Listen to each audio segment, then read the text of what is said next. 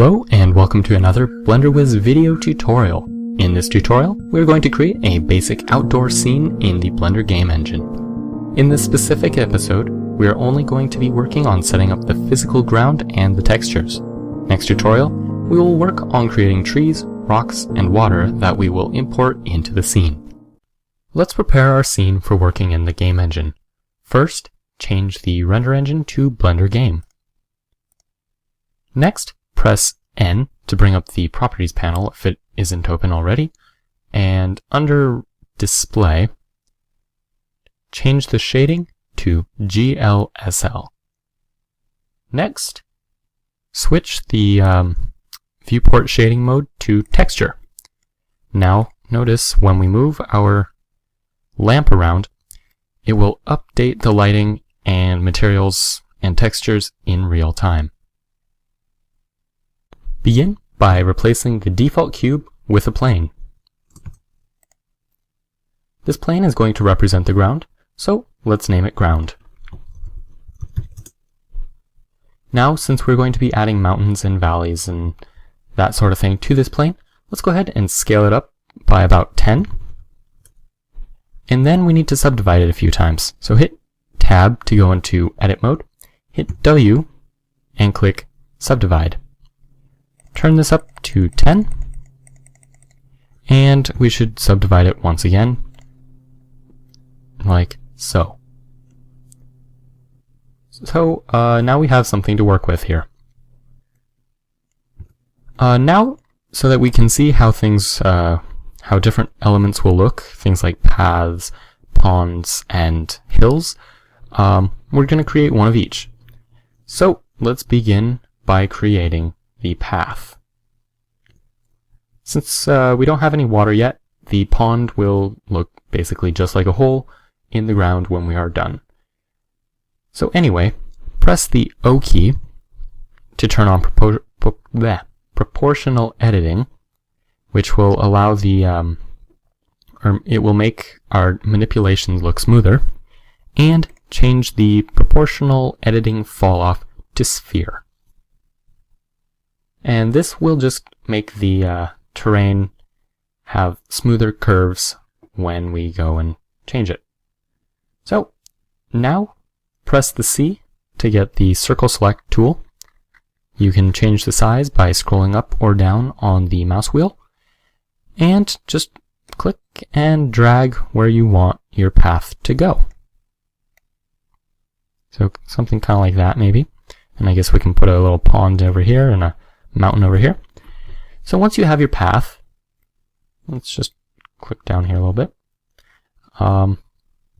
Hit G and then Z to grab it and move it up and down along the Z axis. And let's just move it down ever so slightly. And I'm just going to increase the fall off just a tad by scrolling back on the mouse wheel. And something like that. And that will just put our path in and indent it just ever so slightly. And now, just so that it has little, I guess, little trenches on the side for water to fall off, I'm just going to decrease the size of the fall off and just pull it up ever so slightly. Kind of like that. So it has a nice dome shape to it. Okay. So now that we have this, let's go ahead and make a hill. So go into top view mode here, and let's put the hill over here. So using the circle select tool again, click, and just select the top of the hill. And let's just drag this up. Something kind of like that maybe, and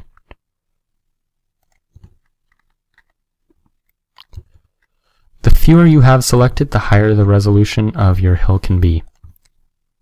So I guess that's a little hill, little bump. You can turn it into a big mountain or do whatever you really want with it. And that is how you make a hill. If you want, you can make it a little bit longer. So something kind of like that, I guess.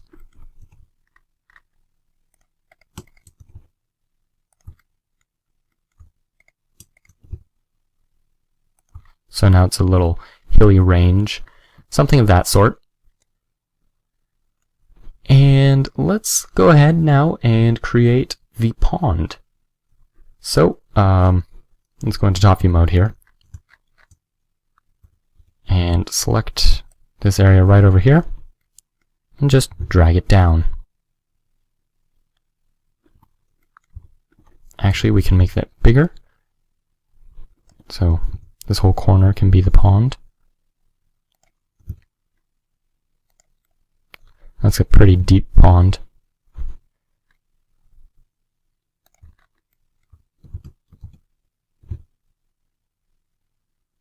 So maybe something like that.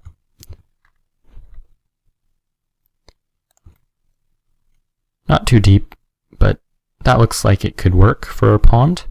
And of course you can change how big the pond is, or shelves, and just edit that and make it look good. Most of this isn't looking very smooth. First thing we can do to fix that is change the shading to smooth. And that will smooth things out a bit and make it look a little bit better. But it's still a little bit jagged in areas. So to fix some of this, also in some areas it's way too smooth, like over here where it's perfectly flat, to give us more control, we can use the sculpting tools. And we can just click and drag and manipulate the land using our tools. And it's a little bit more intuitive than just normal old box modeling like we've been doing. And so we can just use our little drawing tool or brush tool to fix this up. To increase the size, press the F key, and you can just pull out or push in and it'll get smaller or larger respectively. And to increase or decrease the strength, we can hit Shift F. And the tighter the circle, the stronger it is, and the bigger the circle, the weaker it is. So let's just smooth this out a little bit here. Edit these bumps.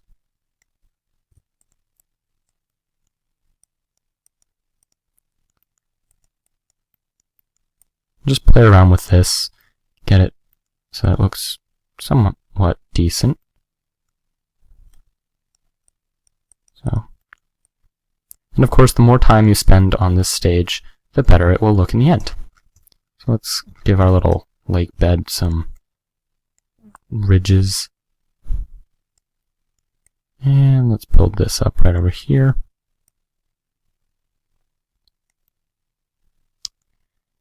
And then to increase the size of those trenches, holding down Control will actually remove material from our mesh. Or it won't remove material, so to speak, but it looks like it is. So holding down Control, it kind of sucks back in.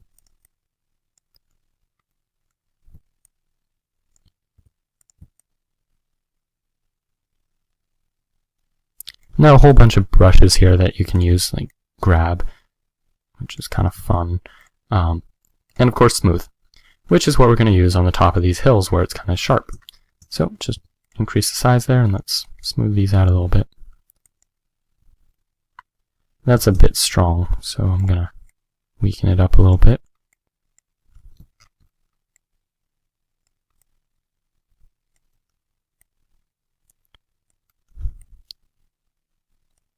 And let's go and rough this up a little bit. So now, since there isn't that much, there aren't that many vertices here, obviously we can't do too many details, but we'll do the detailing in the textures. So there we go, something that looks kind of like that, I guess. So we got our little path along here, and the pond, and the hills. Okay. So, yeah, you just want to keep this as low poly as possible, because the computer has to render this all on the fly, so the more polygons you have, the lower the FPS of your game will be. And obviously, if you have a very large mesh here, and very high number of polygons, you could very well just crash, and that's no fun. Now that we have our basic scene all set up, it's almost time to get into the materials. This is where things start to get a little bit interesting and start looking a bit better. Before we do that though, let's go ahead and set up a basic sun lighting setup. So take our default lamp and change it to a sun lamp. It's already looking a bit better. And let's just drag this around. I'm going to go for kind of a dusk look. So let's get the sun over here. Hit Alt-R to clear the rotation. And then let's just rotate this around like so. And rotate that guy.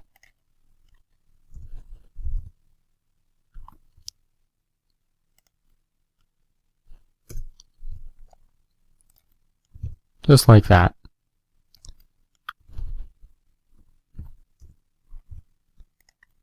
And yeah, just like so. Maybe you want to go a little bit less of an angle. And okay, so this is looking okay. If you want a midday lighting, keep this more tinted toward the white and turn up the energy. But if you want to go for kind of an evening look, tint this a little bit more to the yellowy, orangey colors, like so. And I'm just going to turn it down ever so slightly. Okay. I think I'm going to rotate this a little bit more.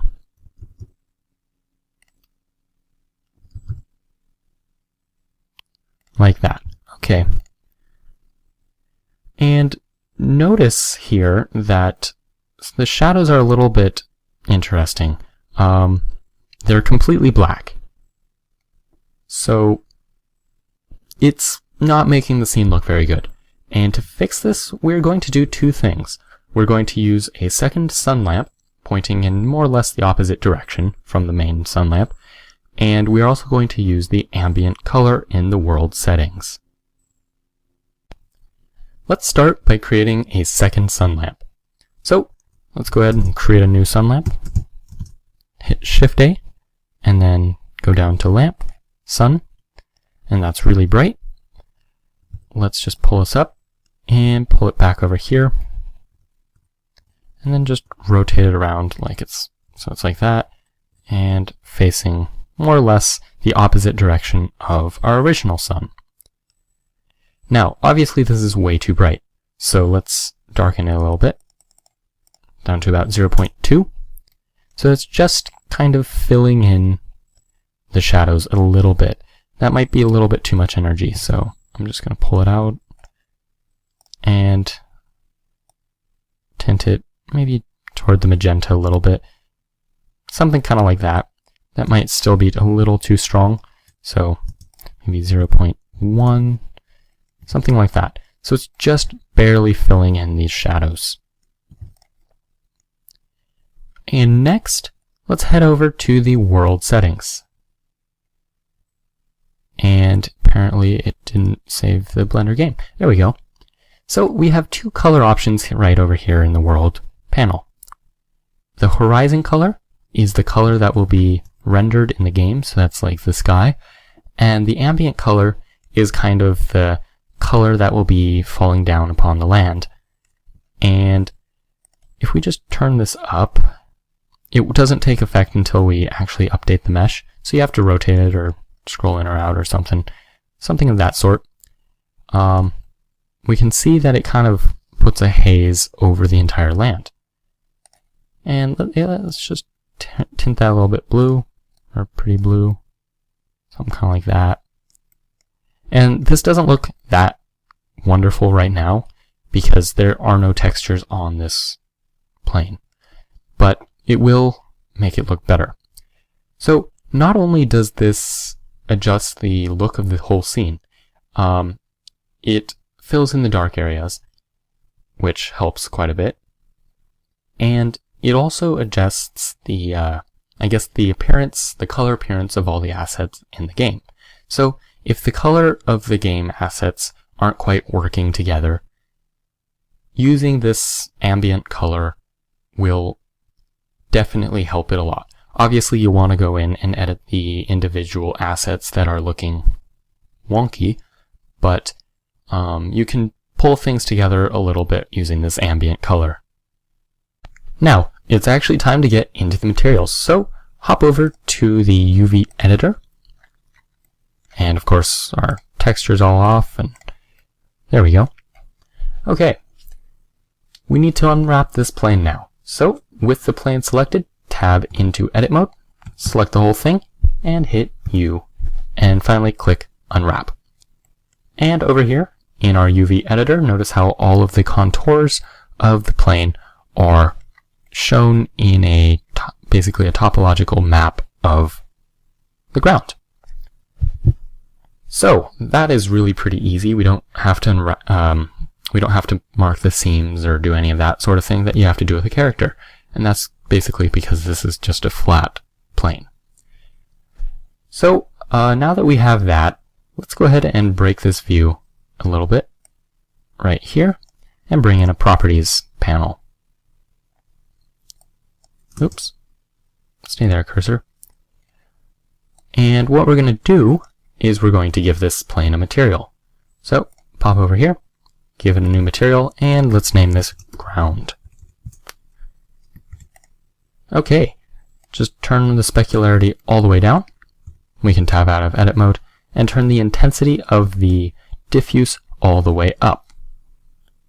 And that's really all we have to do for the material. So now it is time to get into the texturing. Head over to the texture panel and add in a new texture slot.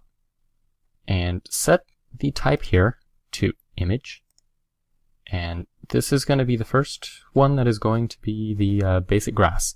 So everything else is going to be mapped on top of that. So let's name this texture grass texture. There we go. And grab a texture off the internet. I'll provide the link to the textures that I am using in the description. If you use your own, make sure that it is a tileable texture. Otherwise, it won't look very good at all. So let's go grab that. There we go. And once you get your image, it should appear on the plane, like so. If it's not appearing, make sure that over in the display you are using GLSL shading and you are using the texture in the viewport shading.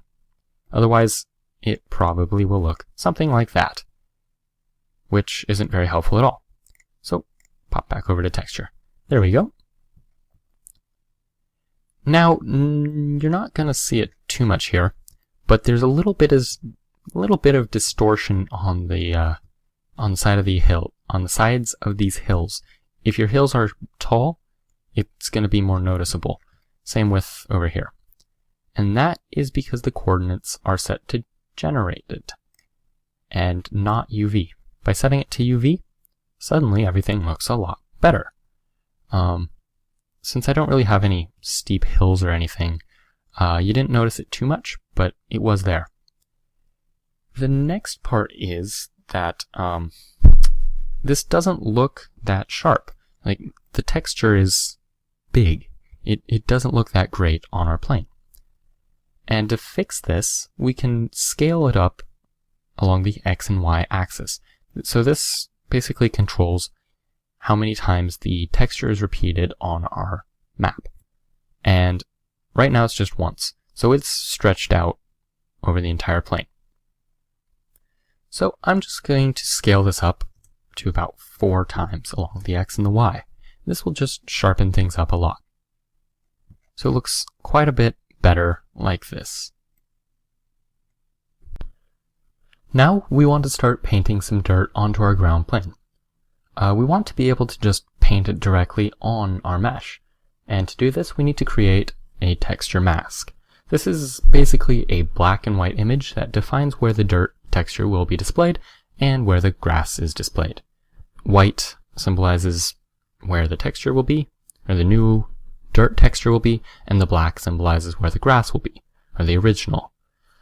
So hop over to this UV editor here and create a new image. And I'm just going to call this one Dirt mask. Click OK. And now let's create a new texture with our guy selected here. Click New, and let's name this one Dirt Mask as well. Let's save that. Switch the type to Image, and then down here, clicking this little icon here, that'll give you this drop down. Click on Dirt Mask, and it's all black, and that's because it's not being used properly. So first thing we want to do is we want to set up the mapping properly. So set the mapping here to UV, and make sure to leave these two alone. Scaling that will not help. Also, turn off color, check RGB to intensity, and then check stencil. And this will just make it act like basically a stencil. So the white is what will be allowing things lower on this stack to show up, and black will basically block it out. So where there's black, there will be grass. Where there's white, there will be anything below on this stack. Okay, so we have to check the RGB to intensity, because what it does is it changes this from an RGB value, so red, green, blue, so 0, 0, 0, to an intensity, like from 0 to 1. And that allows Blender to figure out kind of what it means. Without that, it's not so great. If we turn on color, oh, didn't work. Interesting. Probably because stencil's checked. Nope. Okay. Well, sometimes you'll see this magenta color appear everywhere if you don't set this up properly. And it's kind of like the Cycles Missing Texture button, or Cycles Missing Texture fill-in texture. Just magenta everywhere. So anyway, so this is good. So we can start to paint onto our mask here, almost. We still have to get the dirt texture itself. So let's do that now. Click New, set the type to Image, grab our dirt.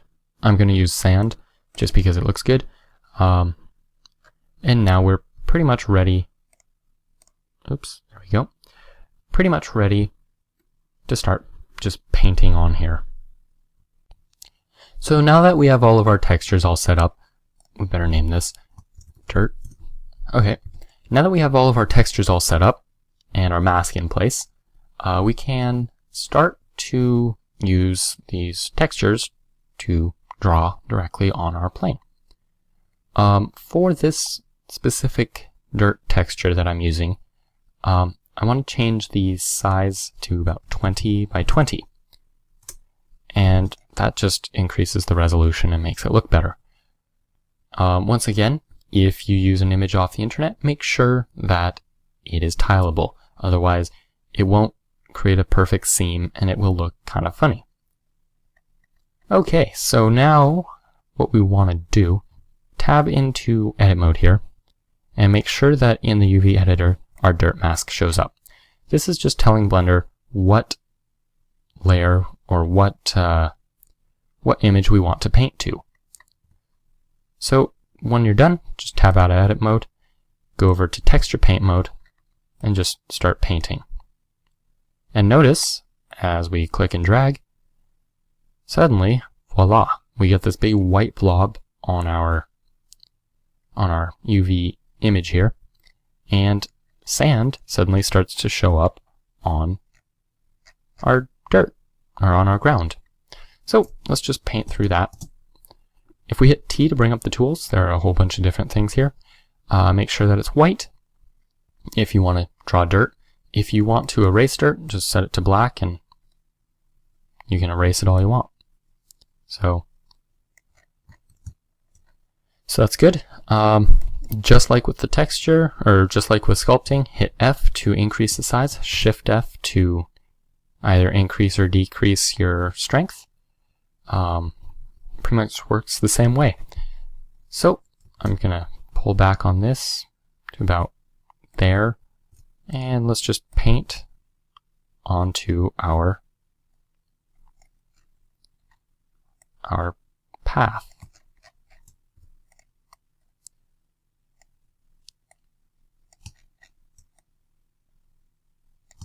And obviously the more time you spend on this, the better it will look in the end. So play around with this. It's pretty fun. And yeah, that's looking decent. I'm gonna put some sand in the bottom of our pond here.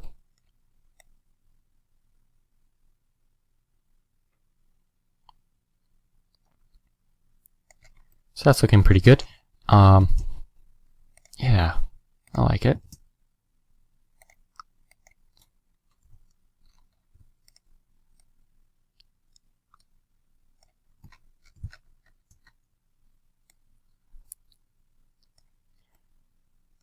And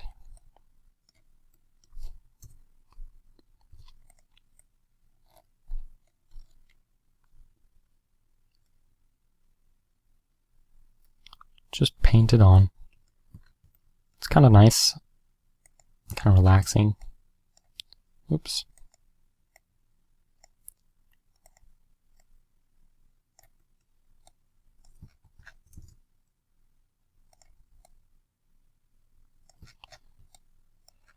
And then you can adjust the colors to feather in the dirt and with the grass and just make it look better. And if you want to feather it more, you can use the soften and smear guys here. So let's just play with those. You can just pull this up and smear it in. It's a pretty strong brush. Maybe I want to pull these back down a little bit. And just play around with this, make it look good. Yeah. Make a little beach here. And weaken it.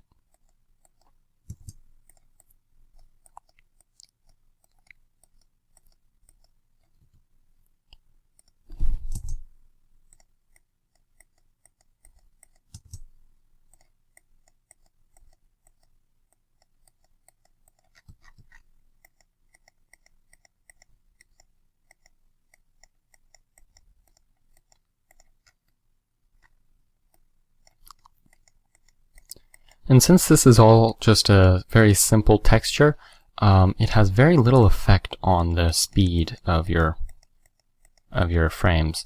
So it's not like adding mesh or adding topology to your meshes. That will add a lot of render time, but this, not so much. So feel free to just play around and get this looking really good.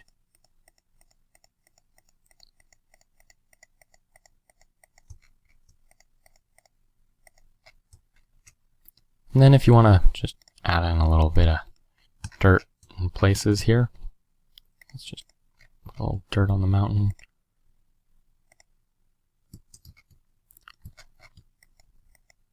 There we go. Something like that. Let's soften that in a little bit.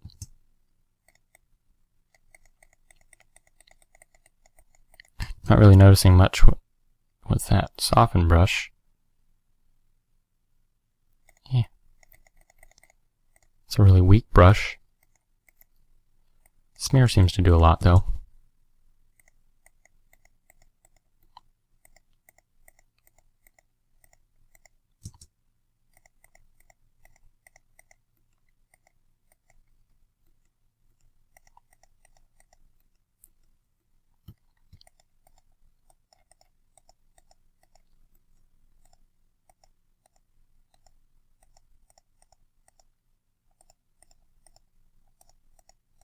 And you can just kind of pull around the path.